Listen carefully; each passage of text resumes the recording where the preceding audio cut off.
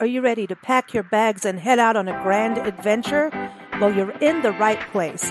Welcome to Big Blend's Road Trip Radio Show. Let's find out where we're going today. Welcome, everybody. Today we are going on a road trip with Steve and Karen Wilson. You know, they're Mr. and Mrs. Wild. They're either chasing wildlife or musicians, and this is the truth. This is what they did on their road trip. They host our Adventures of Asheville show here on Big Blend Radio every first Tuesday of the month.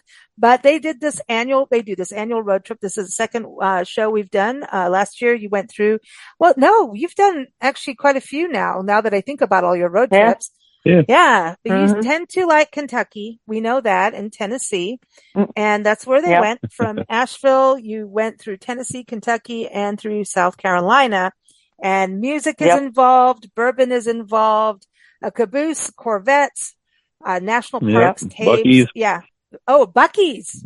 Well. Yep, the obligatory. We did have to stop at Buc-ee's. We did. There's two different Buc-ee's this time. Oh, True. Well, that's important. Everybody must go to a Buc-ee's, right? It's the Buc-ee's report. Yep. Yeah. So, on the show, we do have an interview with Cody Turner from the Casey Jones Distillery in Hopkinsville, Kentucky, and also Mariah Hughes from the Corvette Museum in Bowling Green, Kentucky. So stay tuned for that. And before we get to those interviews, Steve and Karen are going to give us an overview of this trip. So it started from Asheville, then stopped at Buc-ee's. Have I got this right, Steve? Asheville to Buc-ee's. Mm-hmm. Okay. Yep. I did. And then another Buc-ee's. And then to JBJ's in Nashville. Tell us about JBJ's. What is JBJ's? So that is John Bon Jovi's new bar in Nashville on Broadway. Yeah, new honky tonk. Mm-hmm. Ooh, you Very guys look cool like you were spot. having fun there. We did, absolutely. When I saw that had opened, I'm like, we need to make our stop in Nashville along the way. Very cool spot, yeah. Good music? Has to. Good music, beautiful rooftop, yep. Pretty building. They did a nice, I know the last time we were in Nashville, they were actually working on that building, and we had no idea what it was going to be at the time. So, pretty cool that it turned out to be John Bon Jovi's, yeah. Hey, did you eat there or just cocktailing? We just cocktailed because we every time we go to Nashville, we have to have the hot chicken. So we have to go to Hattie B's for hot chicken every time. So that was our dinner. Okay, well, we haven't had that yet, and I've heard about it, that's a must. And excellent. Also, why I brought up at JBJ's is that, he has like a like a restaurant he runs, I believe, where if you can't afford things, you can get food, and he helps people that need food. He's very cool that way. That's awesome. Very cool guy. Very cool, yep. Yeah.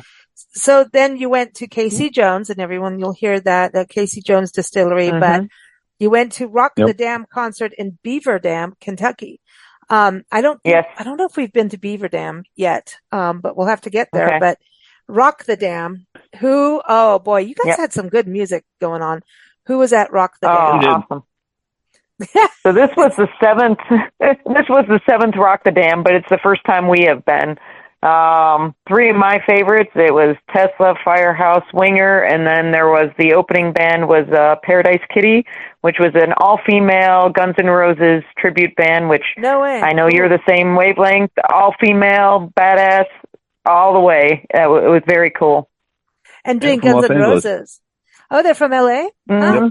Yeah. Cool. Cool. Steve, who did you like performing there at the Rock the Dam? Oh, I don't know.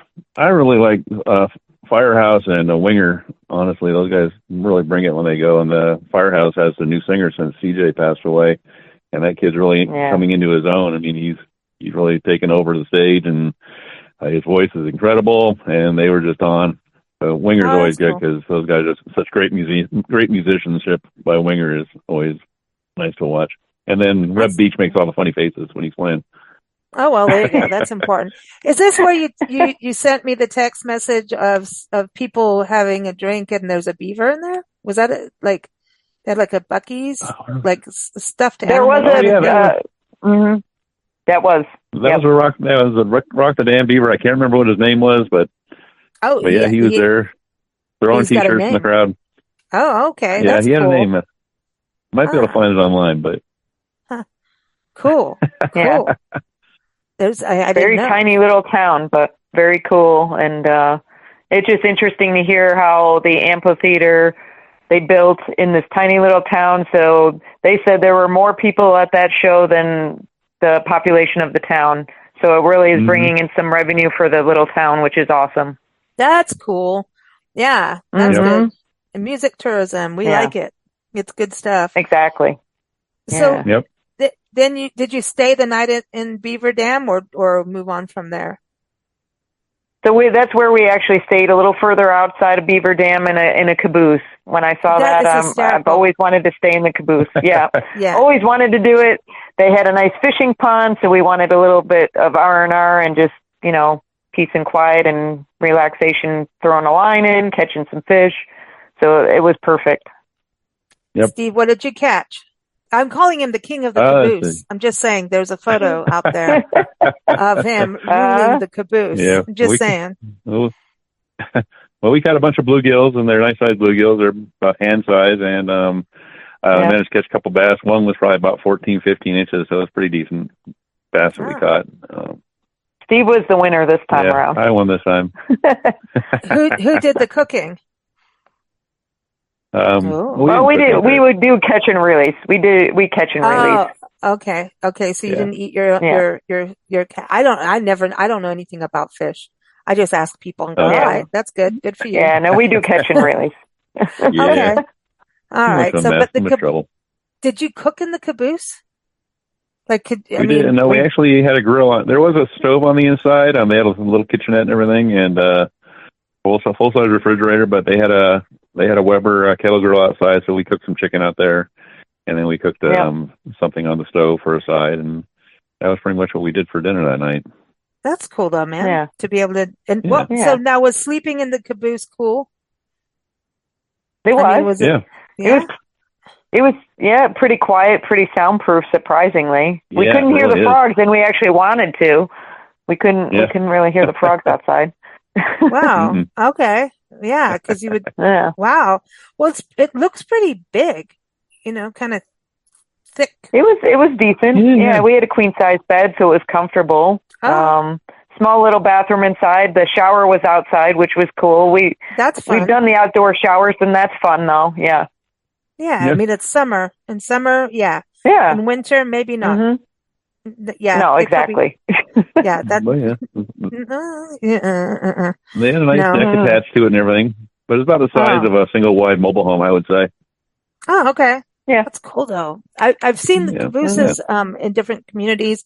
The one I wanted to do was in Mount Rainier, outside Mount Rainier, and I mean, because that's kind of cool. But then we did get to have lunch on the caboose. And cool. Yeah, that was cool. Yeah. Okay, so caboosing to Corvettes and then historic Bowling Green, Kentucky. That you got some awesome pictures of that area. That is wow. I need to go. Just a small town, but very cool. Very cute little quaint area with the pretty fountain. And the architecture is really cool. The old theater. We love seeing all that stuff. And I know you do too. Yeah, no, to be able to see, just that. I love it when they keep the integrity of a town with the downtown history. But that fountain is really pretty too in the downtown. I know, absolutely. Really pretty. Yeah, it looks like town pride, right? They have some pride in their community. Yeah. That's what it looked like from what I saw. Yeah. So Mammoth Cave. So you could go to Mammoth from there, right? Was that your base? Okay. Yep. That was right. It was only a half hour from Bowling Green to Mammoth Cave National Park. Yeah. So easy drive. That had to be cool going there. Yeah. That was just very cool. I mean, we love the parks as much as you do.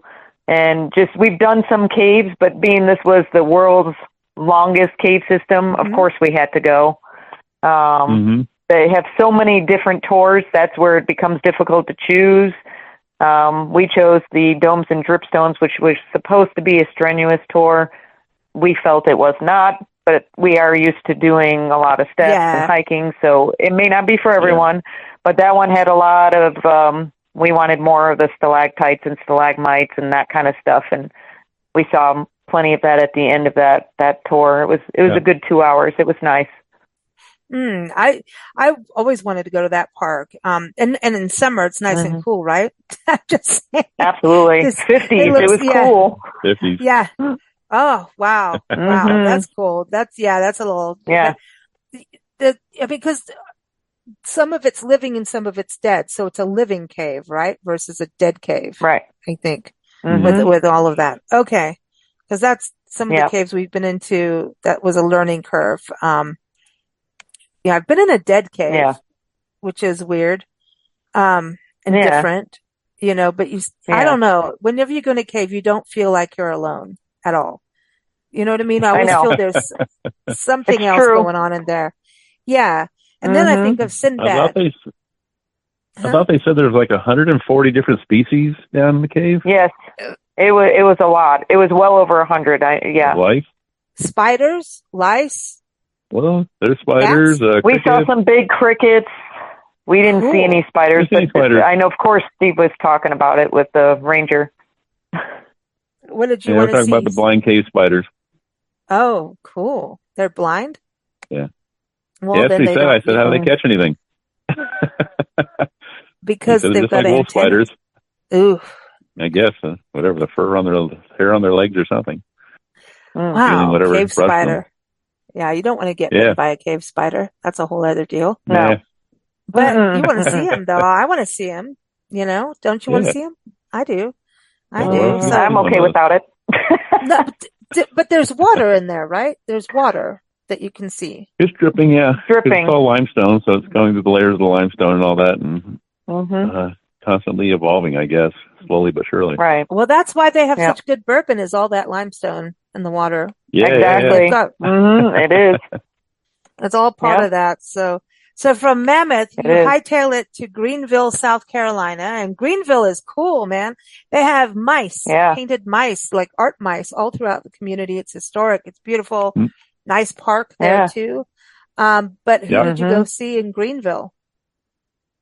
We wanted to see Creed because this is their reunion tour, and we had seen Scott Stapp earlier this year solo, and he is just phenomenal. He is so good. His voice is still there, and neither of us had seen Creed, so we figured we'd take our chance and have our grand finale before we came back to work. Now you're back to work. So was it good? Was Creed good? Yes, very good. Oh, almost got canceled though because of the storms. Oh, that's right. Because the opening act, you said the opening act couldn't do it because the opening act got canceled, and the second opening act, I think they had to play like a partial set. Short and set. Oh, because of noise ordinance and everything, so they had to get Creed had to get done by 11, but I think they finished at 11:15 or so. Oh, it's like 10 after, I think. Yeah. I always wonder about musicians playing in the rain. I'm like, you're going to get zapped, man. Are they changing gear up? I mean, I always look at their gear and I'm like, no, I wouldn't. No, I want to save the guitars. And then, they'll blow them up on stage or something. Like I always when Jimi Hendrix burned his guitar, I was like, dude, that's oh gosh, I know. It's like, but that is, it's all about temporary art, it's sacrifice. Well, these big bands, they get free guitar. They get free guitars from some of the manufacturers, anyways. Mark Tremonti is the lead guitar player, and he actually gave his guitar away to the rowdiest fans. And there was a couple of young boys up there that he gave him his guitar. Oh, that's cool. Like maybe 8 years old, 8 or 9 years old, maybe. Yeah. Oh, but they're going to be like, look, I got some classic rock memorabilia. Yeah. Did I just say classic rock? Did I just say it? Dang, it's true, isn't it? Is Creed now classic rock? Please don't tell me that. It can't. I don't know, but I know we saw a wide range of ages there, and I know they've done interviews saying that they have the younger generation has really embraced them now that they've reunited. And so we saw from young to quite a bit older than us. Yeah, because they've been not going quite for as old a as some of the shows we've been to. Yeah. No, but you know what I mean. Yeah, it's just well, that's good. That's good. We need some rock out there. Yeah. We need to, definitely. I'm feeling like we need more rock and that we may lose it. I'm serious. Yeah, we need more. I agree. I feel an angst of, don't let the rock go. Don't. No. Well, I'm glad you guys had a great road trip. I mean, again, bourbon, cars. I mean, Corvette's not just any car, right? So you had to have sports cars. Yeah. Well, look, you did, this is an American Adventures Month, right? This is epic because you had America's sports car, America's Spirit, which is bourbon. Yep. You stayed in a train and a caboose, and trains are what helped America connect and everything. I mean, trains were everything to building communities. They were. Okay. You saw music, which is important. I don't care where you are in the world, but and you went to a national park, which is America started the National Park Service. We started it first here. So I think you did good. You went to Nashville, you went to Kentucky, you went to Greenville. I mean, you did good. You did an American adventure. I think done. so. 10 points to you. Yes. Yay. I love it. We enjoyed it. Yes. And 2 Buc-ee's. Oh, yes. Yeah, including a new one in Kentucky outside of Bowling Green. Yeah, exactly. Oh, well, there it is. Oh, expansion. Yep. Buc-ee's in the bowling. The bowling Buc-ee's. Did they have any? I want to go see the signs out there. Yeah, I think Buc-ee's needs to be in Beaver Dam. That's what I'm thinking. I know. Yeah, I know. Well, it's a maybe a matter of time. Did you know that there is a lake created by beaver dams that beavers made that is so big, it's in Canada, that you can see it from space? Oh, wow. Oh, I did not know that. Wow, that's cool. I learned about it. It was on our talked about it on our happy hour show, but we had Lee Brovadani is our soul journey doula. She's a death doula, and we did a podcast about road trips and adventures. If your bucket list before you die, like don't wait until you're about to die to do it if you can. Right. And we asked, our social media people and everyone, where do you want to go? What's on your bucket list? And that was one of the answers. To go see the biggest beaver dam in the world that you can see from space. So, hey, Buc-ee's better sponsor it or something. All right, guys. Well, thanks again. Everyone, keep up with Steve and Karen. Go visit them at the Lion and the Rose Bed and Breakfast in Asheville, North Carolina. It's beautiful Victorian lady. And it is right in the heart of the Montfort Historic District, which is surrounded by over 600 historic homes. And they've got a very cool cemetery a few blocks away from their B&B that is a must visit. If you're into literature, like Thomas Wolfe is buried there, O. Henry is buried there.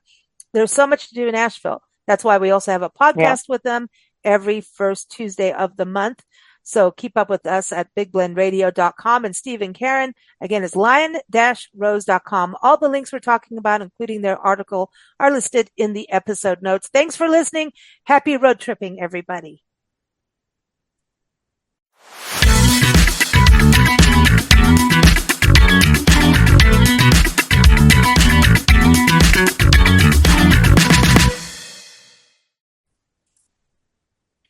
So part of Steve and Karen's road trip was to the iconic National Corvette Museum in Bowling Green, Kentucky. And today we're super excited to have Mariah Hughes on the show. She is from the Corvette Museum, and the Corvette Museum is celebrating 30 years this year. And they have some fabulous events coming up that she's going to tell us about. But you can go to their website, corvettemuseum.org. So welcome, Mariah. How are you? Hi, I'm good. How are you all? Doing good. Does it mean you get to drive a Corvette if you work at the museum? Sometimes. We do have a few fleet cars so we can take on different adventures we have called the Museum in Motion program. So you never know where you'll find the National Corvette Museum. Oh, that's pretty cool. Now, Steve and Karen, which of you said we have to go to the Corvette Museum? Was it both, or did one of you have a specific need? I think that was my suggestion, but Steve was all on board about that. I mean, we both always loved that. So that was a no-brainer when we knew we were in that area. Yeah, to go see it. And so 30 years, who started the museum, Mariah? So the National Corvette Museum started long before our doors opened on Labor Day weekend of 1994. This all started in the 80s as people were preparing for wanting to have an area where they could house Corvette records, and that was the National Corvette Restorers Society.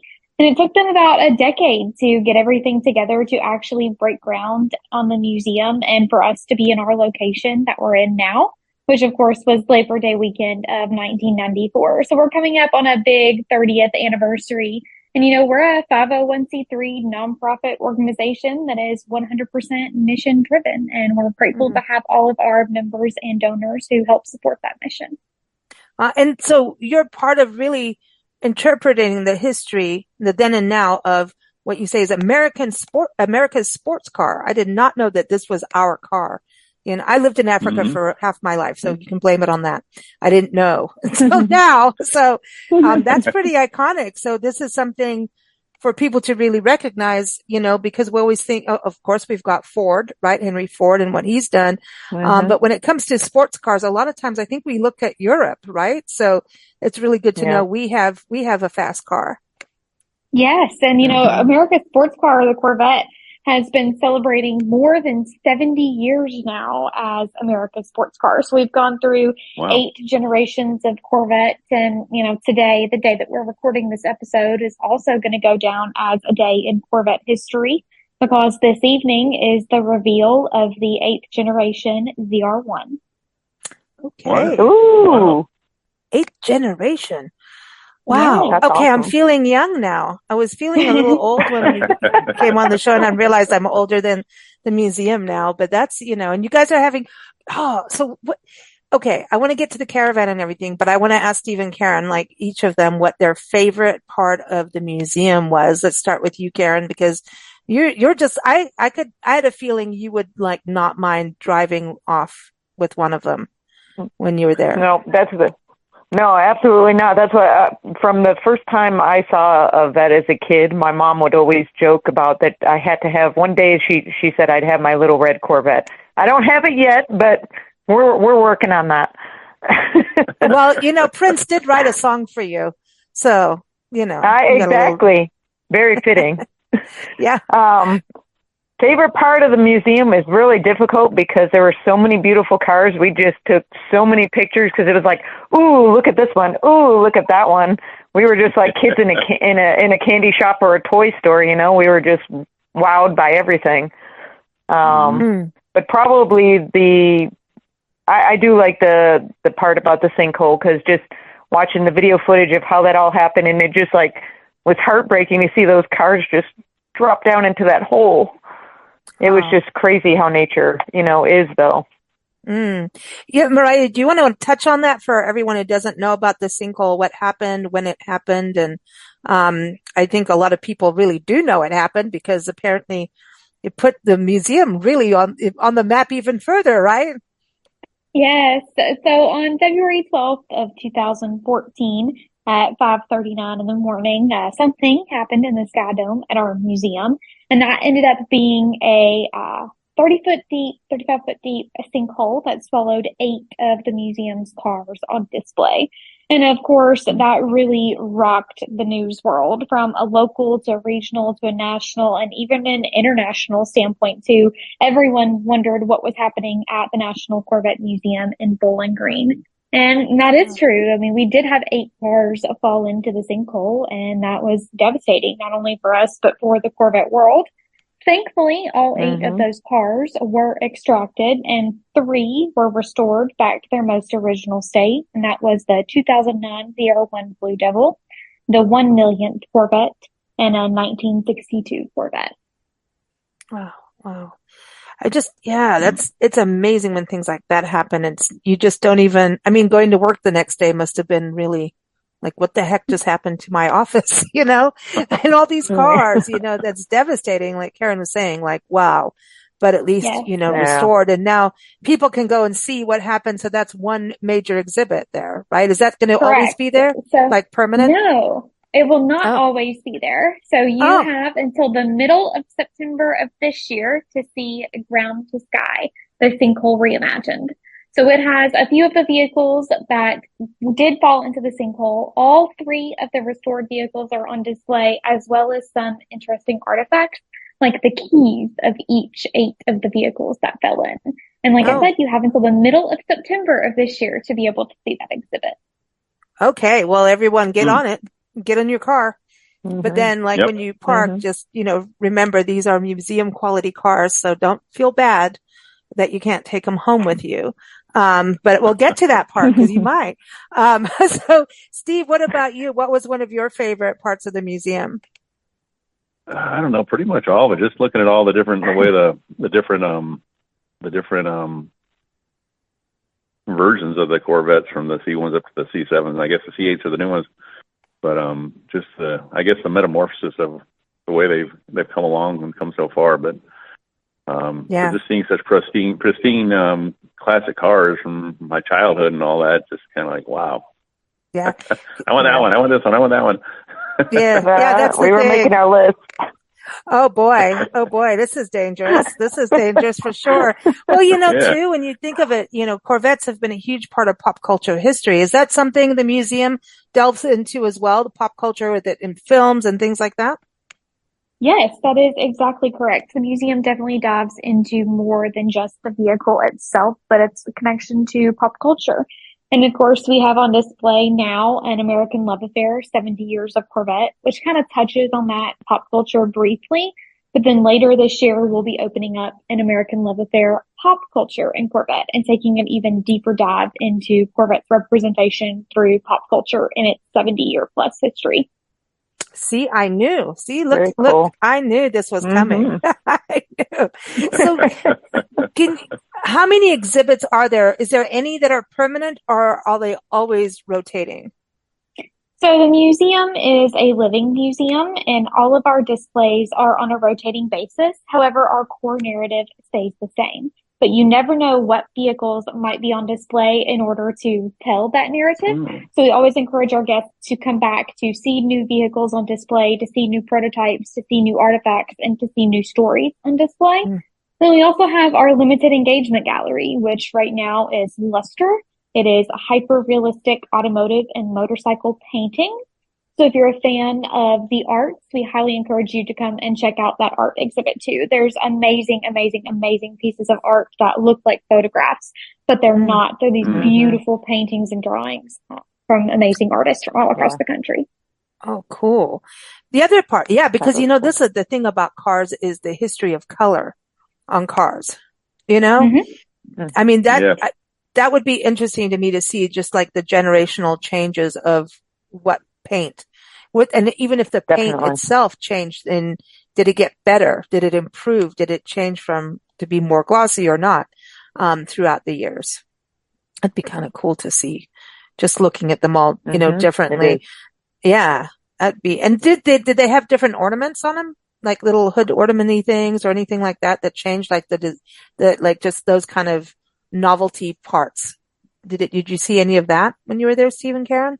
Any of those changes? Oh yeah. The logo changes and all the, like Steve said, just seeing the metamorphosis through the years was really interesting to see it all come together, how it's been.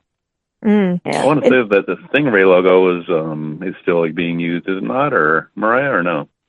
Yes, the Stingray logo is still being used. The Stingray is still a model of a vehicle, that's for sure. Yeah, I saw a guy with a tattoo of that on his calf when we were there. So I imagine he drove a Corvette in. Oh, wow. I bet so. Where do you get the cars? I mean, are these all cars and exhibits that the museum has stored away somewhere? Or like where do you get all these cars from? Are you calling people across the country and say, give me your car for a week? I just want to play with it. All of the cars in the museum are either on loan from private individuals or General Motors, or a part of the museum collection. Oh, okay. Oh, General Motors. That's right. Yeah, that's amazing. So do you have a hidden vault of cars? We do have a storage facility that maintains all of the collection's vehicles that are not currently on display.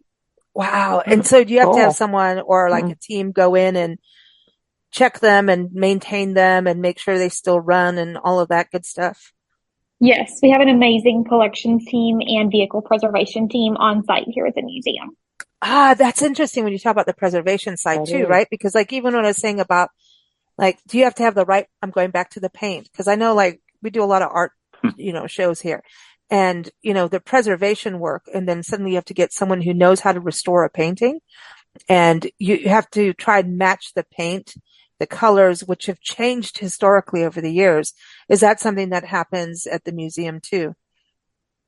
We have a phenomenal collection team that takes care of all of the different pieces, maintaining the collection from small artifacts such as paper documents and images to 3D collections like iconic Corvette toys throughout the history, Christmas ornaments, office furniture, you name it, all the way up through the vehicles that we have in the collection as well. Oh my gosh, this is huge. This is huge. So, okay. So give us because it seems like everything's changing right after this airs. So as soon as you hear this, everyone run. But then there'll be another, rotation of exhibits. So let's do the caravan because this looks epic to me. I don't know if this is something that happens annually or is this just like because this is massive, right? Celebrating 30 years. Can you tell everybody what the caravan is about? Yes. So the Corvette Caravan and 30th anniversary celebration occurs once every 5 years, with the first one being Labor Day weekend of 1994 for the National Corvette Museum's grand opening. So this year we are celebrating 30 years of Corvette history, and we hope to have anywhere between 5,000 and 6,000 Corvette owners and enthusiasts joining us for a fun-filled week. But the adventure starts even before they get to the National Corvette Museum with our caravan. So all across the United States, North America, and even internationally, volunteers have come together to join caravans and create groups of individuals that will be traveling across the United States where all roads lead to Bowling Green for 3 full days of celebration here on site at the National Corvette Museum. We have everything from presentations and seminars from global executives in General Motors to individuals talking about tires and oil and iconic roundtables from our members of our Corvette Hall of Fame, all the way to our 2024 Hall of Fame induction ceremony, and of course, a farewell kickoff concert at the conclusion of the event, and all of the shopping that your heart could desire from any type of Corvette owner. That is awesome. That is awesome. So, Mariah, this caravan is pretty epic, right? And everyone's going to come out. So it's like a big week of partying. And Steve and Karen, I think you did really good going to visit on the 30th anniversary. However, I think you might have to go back again now. Sounds like a good reason to go back. Yeah, I know. I got that track across the way. Yes. This is cool. I wanted to also ask, Mariah, what is this about? You could win a Corvette. Could. I'm using that. It's not guaranteed. How does that work? So you can purchase tickets either on site here at the National Corvette Museum in Bowling Green, or you can go online to raffle.corvettemuseum.org to complete your raffle purchase from there as well. But we give away anywhere between 1 to 2 brand new Corvettes every month. So you should definitely go online and enter to win or purchase on site here at the museum. They are as low as $20 a ticket to as high as $350 a ticket, depending on your odds. That $20 ticket, we're going to sell an unlimited number of tickets. So as many as we can for about a 6-month time frame, and then we'll give those 2 cars away. Actually, the $20 ticket is going to be given away during our 30th anniversary celebration. And then for those higher tickets, you're going to see that ticket number threshold be limited to 1,000, 1,500, 2,000 tickets. So your odds are increasing pretty high too. And if you're lucky enough to win, you also get R8C museum delivery. So you get to come back to the National Corvette Museum and take your brand new baby home. Wow. So this is something you do all the time. Like, yes. As a fundraiser. Yes. How much fun is that? Yes, I like it. I like it. That's cool. That is okay. Well, yeah, that's a good plan. I like that. So, everyone, you can go to corvettemuseum.org. And before you go, are you having like a holiday? If you mentioned Christmas ornaments and things, so are you doing anything like, the late fall new exhibits that people should know?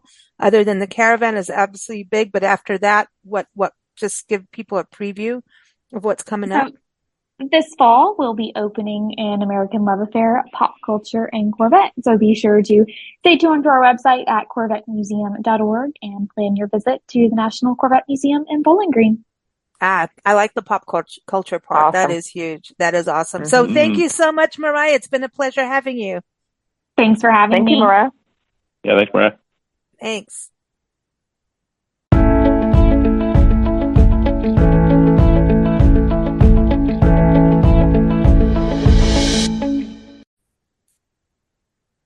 Okay, so every good road trip has to have a distillery. I'm just saying. Steve and Karen got to do so much. They've done nature, music, concerts. They even stayed in a caboose. They've done all kinds of great things on this road trip, going from Asheville, North Carolina, through Tennessee and Kentucky, and even out to South Carolina.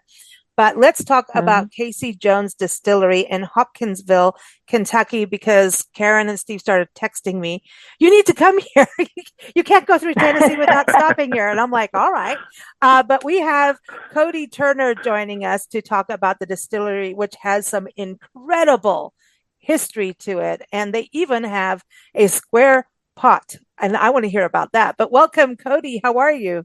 Excellent. Thank you all for having me here. Really appreciate it.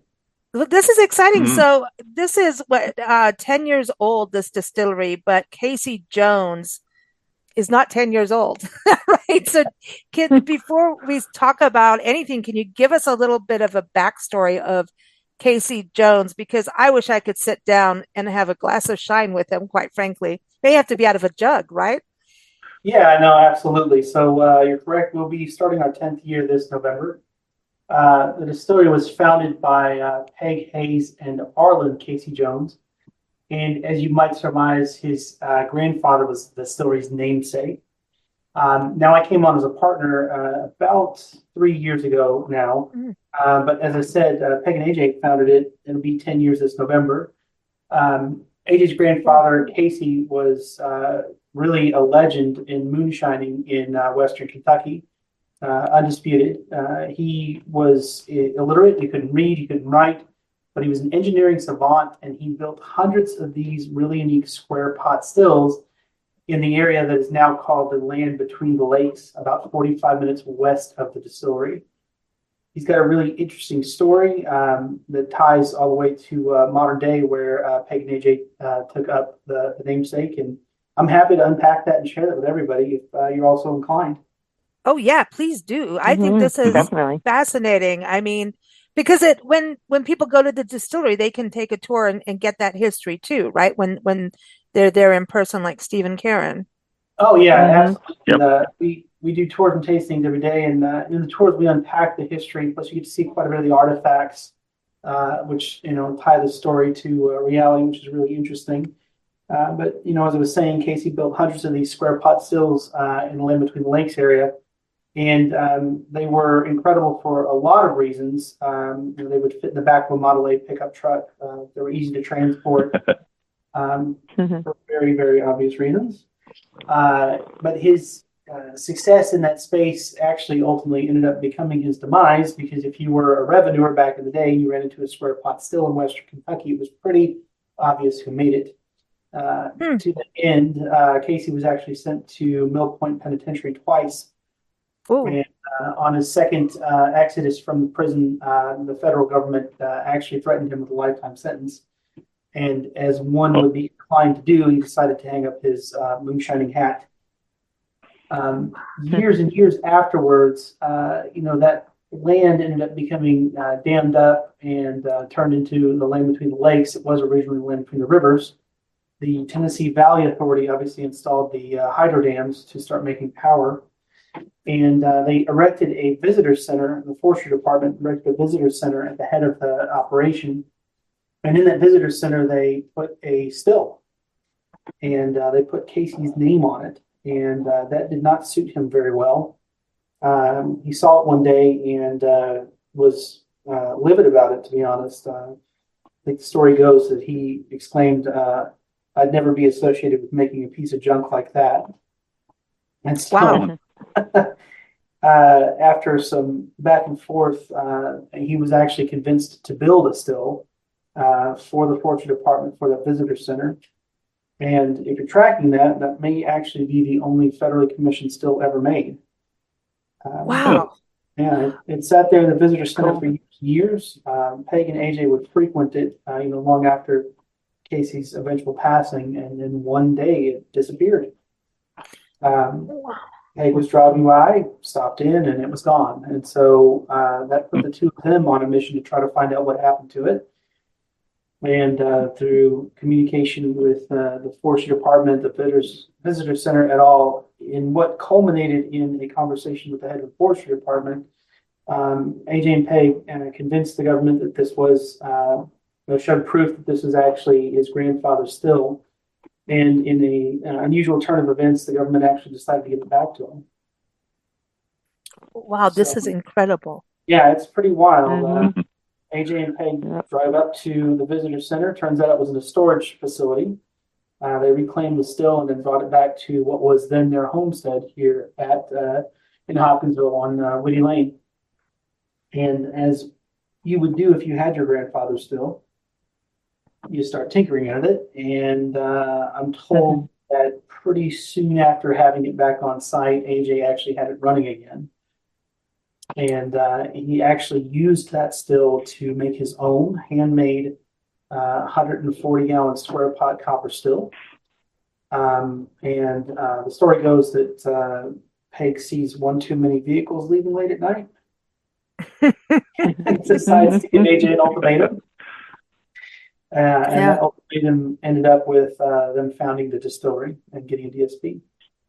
So. This is incredible. This is incredible history, Very cool. Yeah, because we interviewed Nicholas Laraquente back in 2017, and he runs Bourbon Archaeology, and he goes digging for those clay pots and all those things. Yeah. I don't know if you've met him or if he's come out, but he's got to know about you guys out there, in Casey Jones and, his history. But I never even realized archaeology was such a big deal in bourbon country, but apparently it is. This history of finding things and digging it all up, and because people hid stuff, didn't they? So the history of America's native spirit is sordid and captivating, and it's just absolutely fascinating. I mean, if you go to the heritage brands, it's literally a handful of families built everything that we see today. So it's pretty fascinating.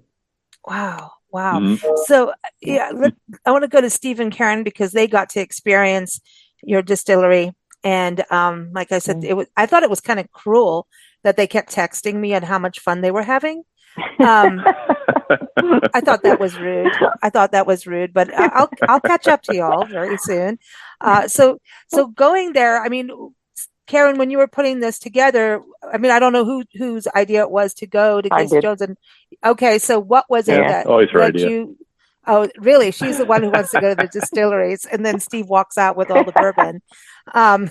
So yeah, it's like it's always Nancy's idea on the wine over here on Big Blend Radio.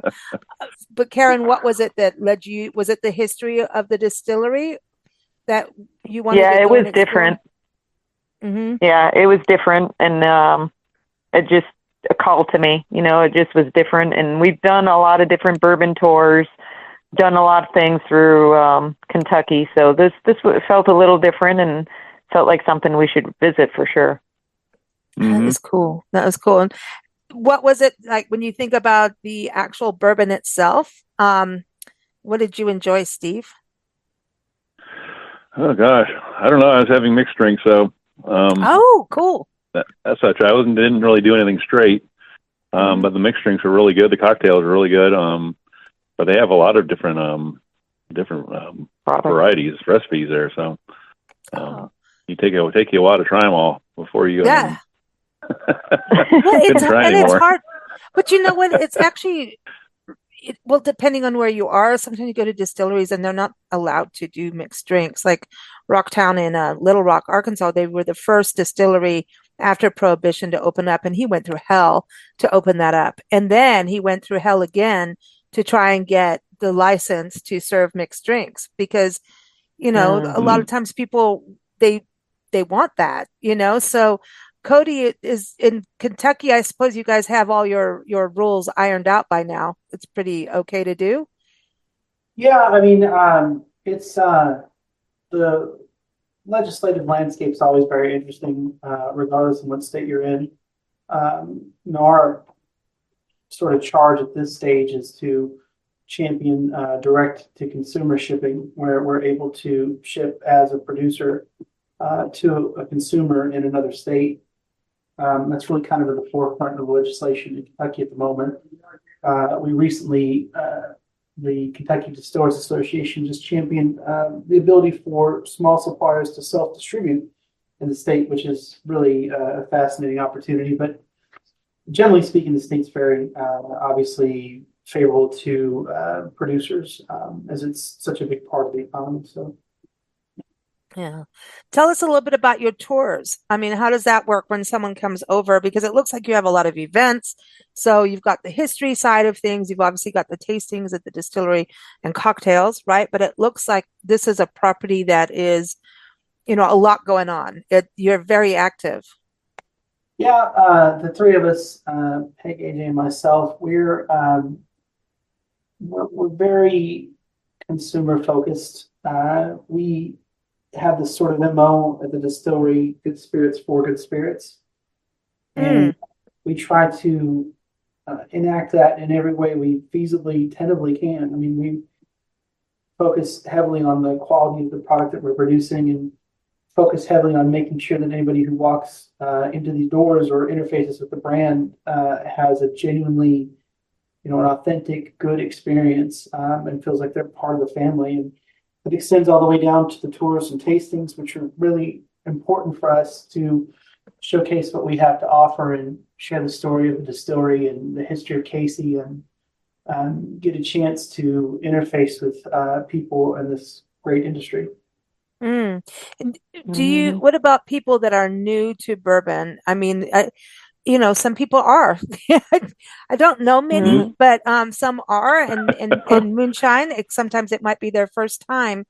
Do you help them understand the process and what they're tasting? Because I know, like I always talk about how the wine industry got so snobby at one point that they just kind of cut themselves off from new wine drinkers, really. It's like, don't be too snobby. So what is that like on the tasting side for those who it may be a first time? Yeah, that's actually very credible insight, and I completely agree with you with regards to the wine industry. It's something we're hopefully at large as an industry sensitive to. On our own part, we really try to take our time with guests, have an opportunity for them to taste everything that we offer. Our tastings, at the moment you're getting 10 samples.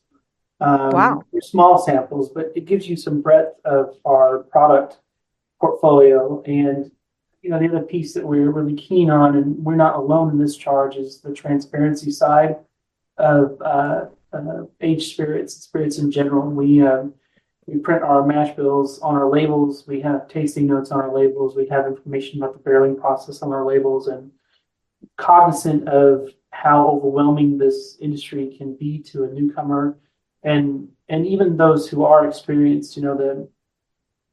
The sort of a bumper sticker version of what's going on versus the actual mechanics under the hood, and it's. We're always keen on sharing and letting people be a part of the process and helping the education. I think it's a really important part of the consumer's journey and the guest journey and being a part of the industry for sure. Yeah, that's cool. That's cool. Karen, when you saw that you wanted to go there and then you learned the history tastings, did you do cocktails or did you do straight up? Did you do shots, Well, Karen? when No kidding. I I did the 10 little samples during the Oh, cool. tasting, but then Oh yeah, I like forgot Steve about those. did a yeah, see, See, he he already was forgot happy that part. already. Yeah. He went right for the cocktails, which there were plenty of good choices on that too. So yeah, definitely had both sides of it. So it's always good to taste the product straight and know what Yeah. the different flavors and all that. And then of course the cocktail, you can never go wrong. So Yeah. So was it fun? You had a good time? I mean, obviously with all the text oh, messages, like, check this out. absolutely. It's a beautiful Yeah. property too. We absolutely Mhm. love the atmosphere. Everybody was so friendly and welcoming. It's a great place. Mm. Tell us Yeah, about the I like music. dogs too. Oh, that was a thing too. We got to see all the doggies being happy, Ozzy and Lita. And it looks like you have Mm-hmm. music events there, like food trucks coming out and that kind of thing. That looks like fun. Food trucks and music and cocktails. What Yeah, could go wrong? we're still, relatively small in the grand scheme of things, and it's it's some of the heritage brands, they would never have to engage in any kind of events of any sort whatsoever. They're going to do just fine. Jack Daniels doesn't have to have music concerts, as it turns out. They're going to do just fine. But we love being a part of this community and creating a space for folks who are local, or even people who are traveling and just have a little bit of extra time on their hands, to have a place to sit down, relax, enjoy everything that the distillery and the community, the country has to offer out here, because it's very much relaxed, porch going sort of chill vibe, as the cool kids say these days. Mm. You need that when you're traveling on a road trip, like Steve and Karen. You need do. this, get out of the car You do. and just have, I mean, to really just have a full experience. That makes it. And that's what Mhm. road trips are about, right? And I mean, the Right. bourbon trail is massive. How many distilleries are there now on the bourbon trail, do you think? I mean, that's Oh, geez. that's Over huge. 40. Yeah. 40. And Okay. 40, but it expands out in the whole area. Like it's not just it's a lot, but you want to have some kind of unique experience. And I think that's what's so important about the backstory and the history, the family history that is connected to the distillery is super cool. You want to support that, you know? You really do. It's Agree. yeah, and I want to go see that still. I really do. I mean, it's pretty interesting. It's cool. I want to yeah, yeah. Mhm. I find the whole, there's so much history um in Kentucky of how this state made it through with bourbon, and then how the farming came after the bourbon. That how pigs came, because the pigs helped with the farming practices of the runoffs and all of that, and eating things that, they didn't know what to do with. And so you've got barbecue and bourbon in Kentucky. Are we going to complain about that? I don't think so. But the history Yeah. of Kentucky's bourbon country is so fascinating.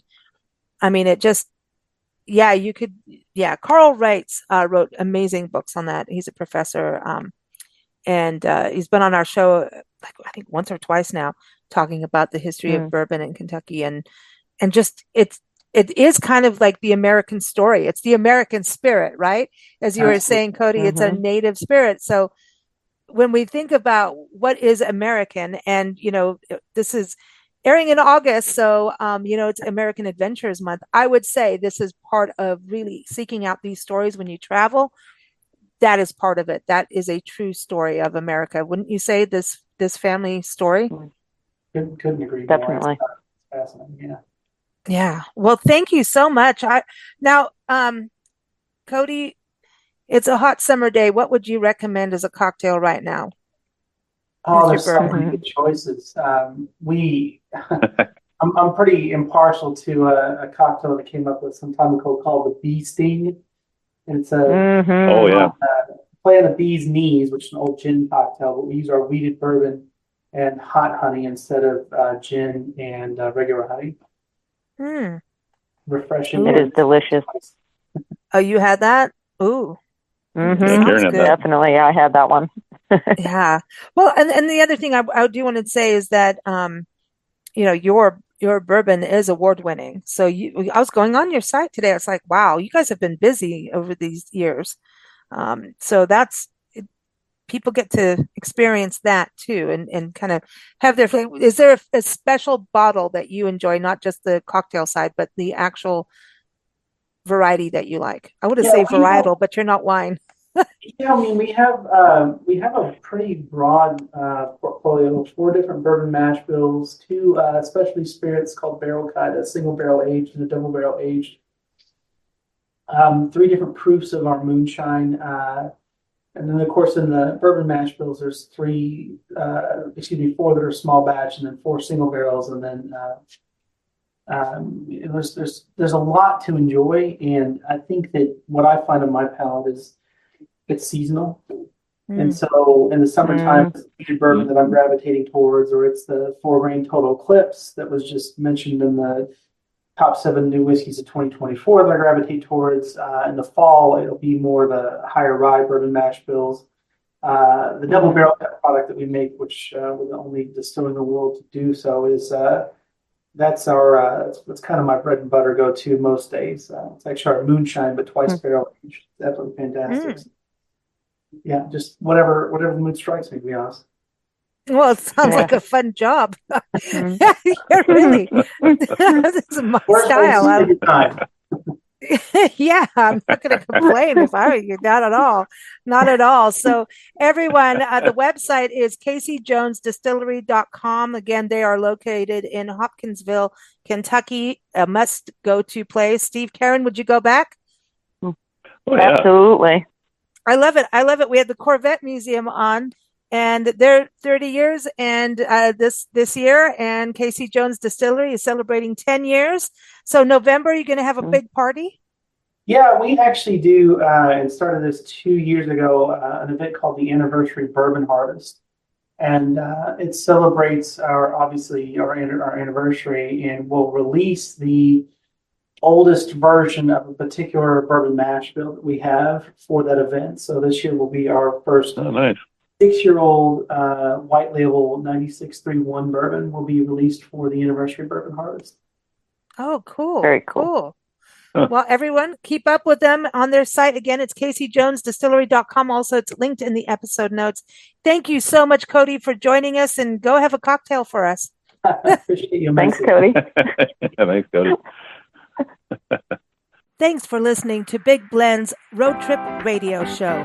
Keep up with us at BigBlendRadio.com.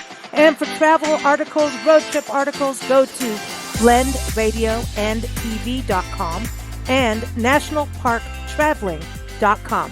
Happy travels!